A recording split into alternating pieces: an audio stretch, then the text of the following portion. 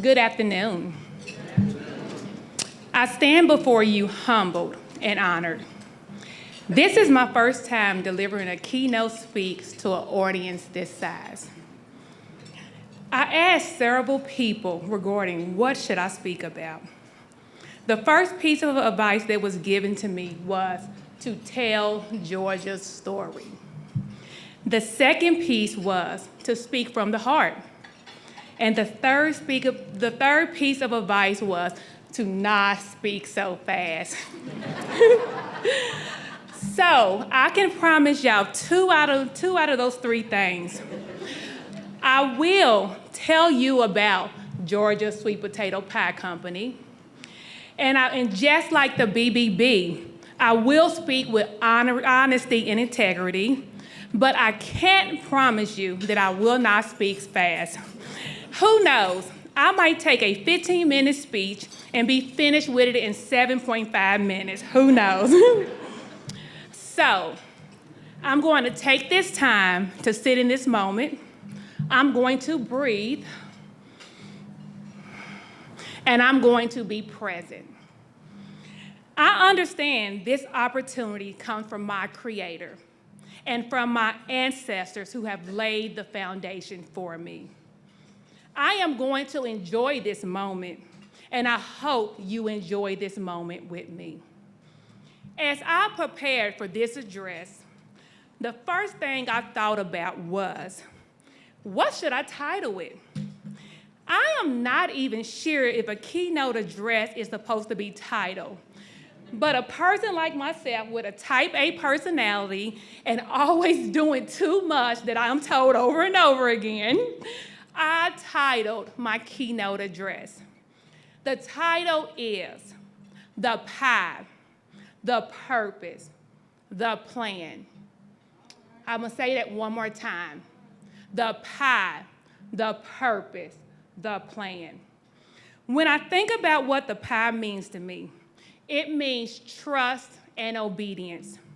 My Creator trusted me with the gift of making excellent sweet potato dessert. I know this is a gift from my Creator because, to be honest, I can't even bake. So please, guys, do not ask me to make you a chocolate cake, a strawberry cake, a chess pie, and please don't ask me to make you homemade cornbread. We use Jiffy in my house.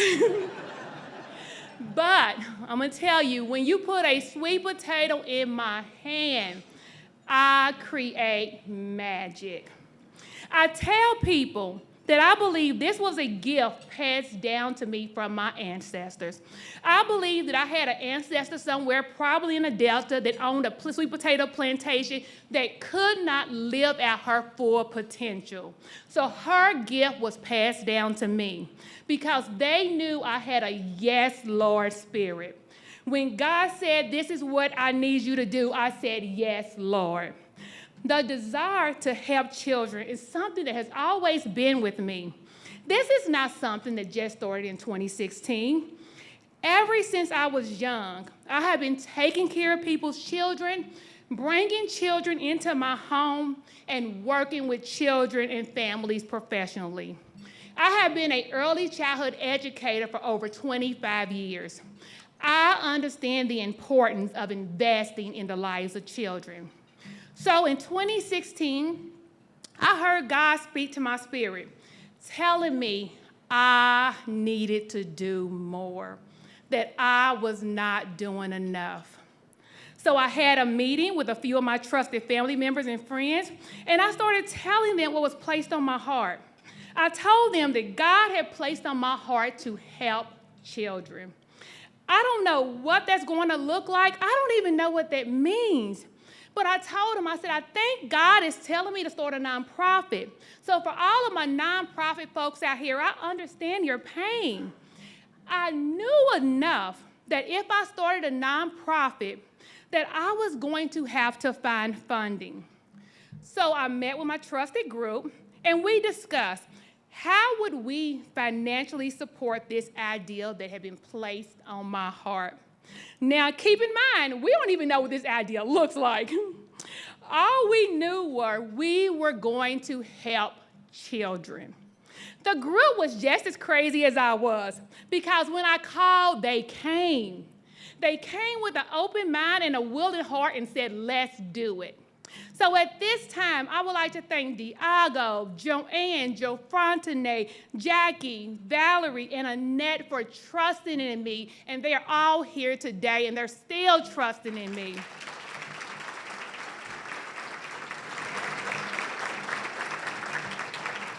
So to make a long story short, we didn't figure out how we was going to save the world, and we didn't figure out how we was going to fund our mission.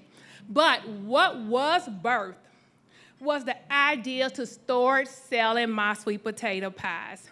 At the end of the meeting, I thanked everyone for coming, and I served them some sweet tea and a slice of sweet potato pie. So while everyone was conversing and enjoying the tea and pie, my niece, Fontenay JoJo, she said, I know how we're going to fund the nonprofit. We're going to sell your sweet potato pies. Now, I'm looking at her like she's crazy. I told her, I said, no one is going to buy my sweet potato pies. She said, yes, and watch. Thank God for the young folks. Within the first weekend, my sister and my niece had sold over between 11 to 12 pies. I said, okay, okay, we have something here. We have the pie, the power in the pie. God said to me, okay, you got the pie. Now it's time for me to reveal part of your purpose. God placed on my heart to start taking the profits from selling our dessert and donating them to local grassroots organizations. We supported local small nonprofits that was in this community, that was doing the work, they was in the neighborhoods, that knew the family, and we could see our money, we could see the benefits of our monies going out into these communities. So we did that for a couple years. We sold pies. We donated to local nonprofits. We sold pies. We donated to local nonprofits. Then around 2018, guys, and I don't know about y'all, maybe it's just me, but I felt like the world was getting real heavy. There was a lot of division, hate, and bitterness going on. I'm a doer. I knew I needed to do something. So I drew on what was important to me, which is investing in the lives of children. God placed on my heart to start taking that money and to start buying books and giving them to children free all over the world. So we started buying books about love, inclusion, diversity, acceptance, and entrepreneurship. In the beginning, we would just take baskets of books out into the community and to farmers markets and community events and give them out for free. We would place the baskets on the tables, families would come up and they could have as many books as they like. Then God revealed to me, and y'all gonna say, God talked to her a lot, but he does, he does. Then God revealed to me while watching these Summer Olympics, and as I saw the parade of nations come through, all these wonderful countries with their beautiful colors and their skin tones, and they paraded proudly with their country flag in hand. God said, hey, this is truly what the world looks like. Because we know most of us live in communities that look like us. A lot of us have the same belief, the same socioeconomic level. Many of us don't live in diverse communities. We don't attend diverse churches, and our children don't attend diverse schools. God said to me, this is what, when you look at the parade of nations, this is truly what the world is, and this is what it looks like, and you have to get the word out. So we started taking our diverse books all over the community. During COVID, we mailed books to children throughout the United States. To date, Georgia Sweet Potato Pie Company have given away over 4,000 books.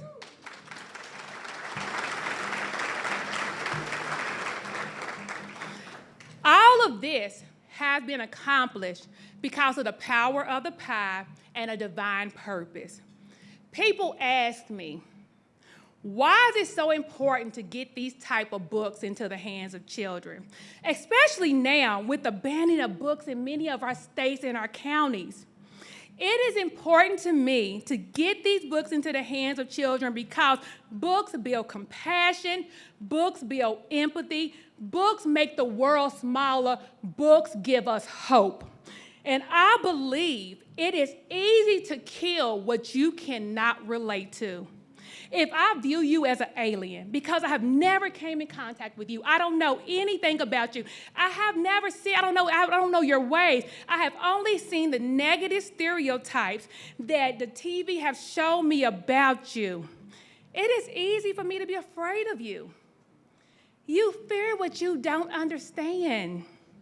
So let's just say, guys, I came across a person with a blue hat. And I have never spent time with a person with a blue hat. All I know is the stereotypes and biases that I have been exposed to either directly or indirectly regarding people with blue hats. It'll feel natural for me to grab my purse a little closer. It'll feel natural for me to cross the street. It will feel natural for me to feel fearful and not take a few extra seconds to de-escalate a situation. I might even take that person's life. But if I was read a story as a child, or if a story was read to me about people with blue hats, I might realize that I have more in common with that person with that blue hat. That person with that blue hat liked baseball like I like baseball. That person with that blue hat was raised by grandparents like I was raised by grandparents. That person like the blue hat like Michael Jackson like I love me some Michael Jackson. Maybe I can see similarities in myself and people who wear blue hats. That person becomes relatable. Now, when I'm walking down the street and I see a person with a blue hat on, maybe I'm more likely to say, hello, hey, how you doing? Maybe I'm more likely to take a few extra seconds to de-escalate a situation. Maybe I'm more likely to view that person as a human being, my equal. Books also help build self-esteem. Books build self-worth and self-love. It is important for our brown and black children to see themselves in positive roles. The multimedia, in many ways, does not show brown and black people in positive lights. It usually shows them in a negative stereotype unless they are entertaining the viewer by participating in a sport, by singing, dancing, or telling jokes. Many of our children don't get a chance to see or be exposed to positive role models that look like them, such as doctors, chemical engineers, business owners, web designers, app creators. It is important to get books into the hands of children, showing them people that look like them doing great things. Maybe by having access to these books, it will help them view themselves as kings and queens and not as how the media portray them to be. I believe this might make the difference as if I have an altercation with someone that looked like me. And I have to decide if I'm going to pull the trigger and take that person's life. Maybe I think twice. Maybe, I don't know. Maybe I'm naive. I really, truly believe it's hard to kill what you value.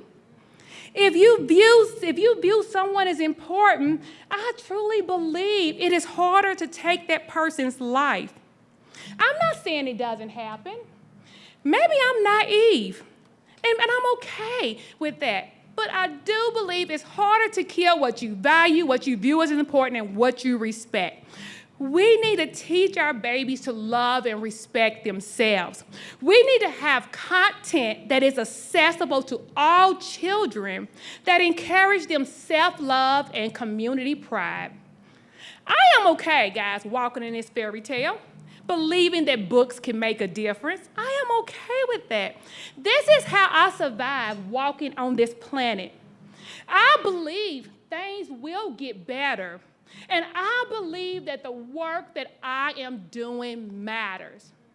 And I am okay with believing that this could be the part of decreasing gun violence. I don't know, but I do believe and I have hope. And I know with Georgia's, we're going to continue to get books into the hands of all children.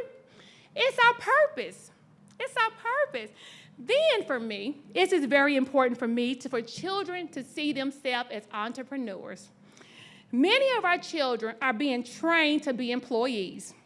And there is nothing wrong if you want to work for someone else. I understand. I just left a company after working for them for 12 years. I understand many of us work for other people for several reasons. It might be for insurance. It might be to pay your bills. And I also understand not everyone wants to own their own company. But I want children to know it is their choice. So we get books into the hands of children that show them that they can be entrepreneurs. They can own their own company. They can create a coding company. They can create their own clothes line. They can create the next AI invention. We want to encourage our youth not to wait for someone to tell them they're hiring. We want our youth to be job creators. So at Georgia's, we collaborate with a few of the youth organizations throughout the city and that have youth entrepreneur program, and we provide them with books, coaching, and mentorship. I want the youth to know, if I can do it, anyone can do it. I am a person that can't even cook, but I own a bakery. Think about that. That's crazy, right? That's crazy. It's my divine purpose. The purpose, guys. Then God said, it's time for me to reveal my plan to you. We got the pie. We got the purpose. Now it's time for the plan. God revealed to me that Georgia's is going to put a Pies with Promise library in every zip code in the city of Louisville. There is no reason why every child should not have access to book ownership. We believe that every child should own a book. With our Pies with Promise library, children will have access to books about love, like I said, diversity, inclusion, acceptance, and entrepreneurship. And for my educators out here, we will add in some concept books, okay? The children can take as many books as they like. They can write their names in it. They can take the books. The books are theirs. It's their personal book. And as we know, many of our children here in the city of Louisville don't have stable housing. Many children are going from one place to the next nightly. A book is something that's small enough that they can put in a bag and take with them wherever they go. A book, it could be that constant reminder that they matter. It is really important for us to get these Pies with Promise libraries in every zip code. This is just part of the plan. Remember, all of this started with a desire placed on my heart to do more. And we're not stopping there. One of my ultimate goals is to place a Pies with Promise library in every zip code and throughout the country. Hey, I'm a dreamer. I'm a visionary. I plant seeds. I believe this can happen. So, as I reflect back on being told to tell my story, to speak from the heart and be transparent, this is what you're getting today. This is who Georgia's is. We are more than a bakery. We are planting seeds for the future. And we're planting seeds for your grandkids and your great-grandkids. Lynette, we are planting seeds for your grandkids and your great-grandkids. Annette, we are planting seeds for your grandkids and your great-grandkids. Rihanna, we're planting seeds for your grandkids and great-grandkids. We are planting seeds for my grandkids and great-grandkids the son come. Because think about it. For all of us to be here today, someone planted a seed for us. Georgia's, we're planting seeds for the future.